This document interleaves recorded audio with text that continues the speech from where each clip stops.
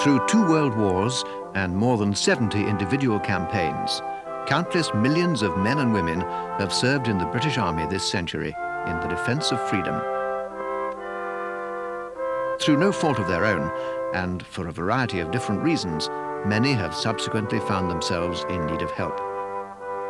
In 1944, the Army Benevolent Fund, the Army's central charity, was founded to bring relief to those who serve or have served their country and to their families.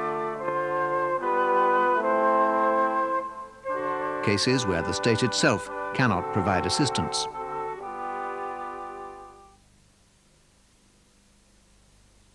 I'm 94 years of age, and I came here 3 years ago because my knees, I couldn't walk properly through being in the trenches in 1915. Our battalion went over, what, about 800 strong, only 100 came back.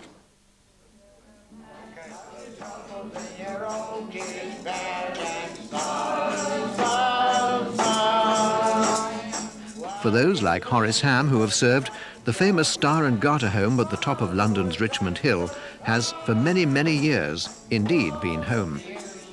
Thanks to support from the Army Benevolent Fund, they can enjoy their twilight years in comfort, with old comrades, reliving the memories of what, in spite of everything, were the good old days. Although a completely independent body, the Army Benevolent Fund works closely with nearly 140 regimental and corps associations throughout the country. Last year, the fund received donations from Army sources totalling over £1 million. Donations from the civilian population, industry and commerce came from a wide variety of activities organised up and down the country by the fund's 11 regions. I know that, I'm waiting for it. Everything from flag days and tattoos to fashion shows and coffee mornings. Today, with so many worthy charitable causes competing for the British public's generosity, the Army Benevolent Fund and its organisers in the regions are constantly devising ever more inventive ways of appealing to both civilians and the serving soldier.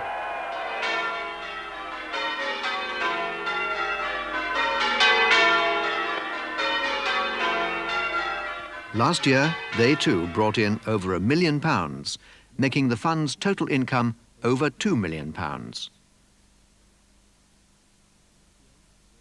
Funds are distributed to deserving applicants in 2 ways. Firstly, grants and loans are made to individuals back through the regimental and corps associations. Last year, nearly £700,000 was paid out. Secondly, donations are made to more than 70 relevant national charities, over £2 million last year. On top of that, the regimental and corps associations themselves disbursed nearly £2.75 million. So that overall, Army benevolence totalled £5,472,000. Nearly 25,000 individuals were helped. There was a time when the German and Italian prisoners were coming past, and one of them, my guard yelled out, "Look out, there's something coming at you." It was a grenade, and I was sitting down at the time, and I put my hands up like that, and that's all I knew. And when I came to, it was in an American advanced dressing station, and when I eventually came round, the American sister said to me, I know what would happen to me, because all bandaged up, you know. And I said, well, I think I've lost the right hand, so I've got some bad news for you. She said, we had to amputate the left one because of gangrene. This is Gifford House in Worthing.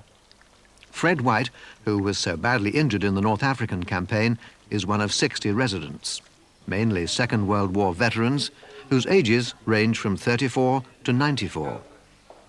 The impressive new wing, completed in April 1989 and visited then by the Queen Mother, was only made possible by an initial grant from the fund of £500,000.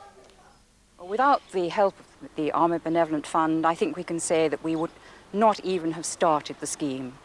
They gave us £500,000 to start it, and this, of course, was a great incentive to us to continue and to raise the remainder of the 1.2 million. It was during the Korean War, during the Battle of the Imjin River, when I was a gunner in a Centurion tank, when the tank was hit, and I got my head injuries then. After that, I didn't know too much about it. Erskine Hospital on the outskirts of Glasgow. Hugh Curry has been a resident here for nearly 25 years. Despite his Korean War wound, he's been taught an absorbing skill.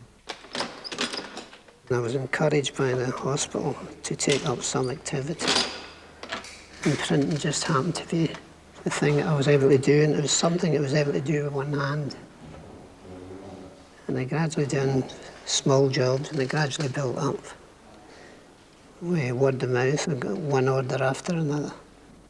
The Army Benevolent Fund contribution to Erskine has been great over many years, and we rely on them both for capital projects and by way of general grant. They have been extremely generous. From its headquarters in West London, the Army Benevolent Fund is administered by a team of retired senior officers, each a specialist in his field. Less than 9% of income goes on overheads. It's an impressive operation. The fund prides itself on issuing a cheque the same day a valid application is received. In November 1971, Warrant Officer Colin Davies was on bomb disposal duty in Northern Ireland. He was killed outright. He left a widow and 4 children. What with the children growing up and all, very soon the compensation wasn't there. The pension wasn't very high, so I had to take a job. Well, eventually, I couldn't work because I was ill. And you just hit up against the problems even again then, because there's nothing left in the bank. Now, 18 years on, his widow Evelyn, still haunted by that day the news was broken to her, carries on bravely at home in the Welsh valleys, surrounded by her children and the grandchildren her husband never saw. Over the years, the Army Benevolent Fund has never been far away in times of need.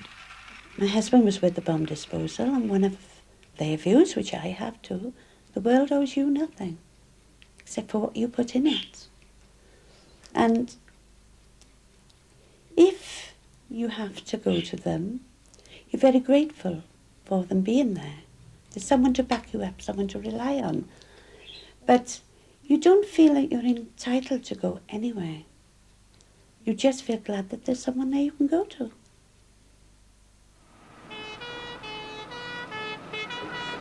We were going away on operations, and then on the way sort of back to the camp I met one of me mates who said, you know, come on in for a pint.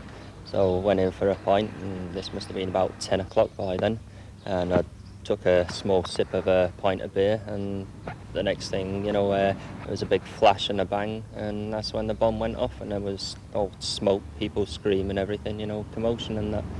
And sort of I ended up flat on my back, and I'd only damaged my knee.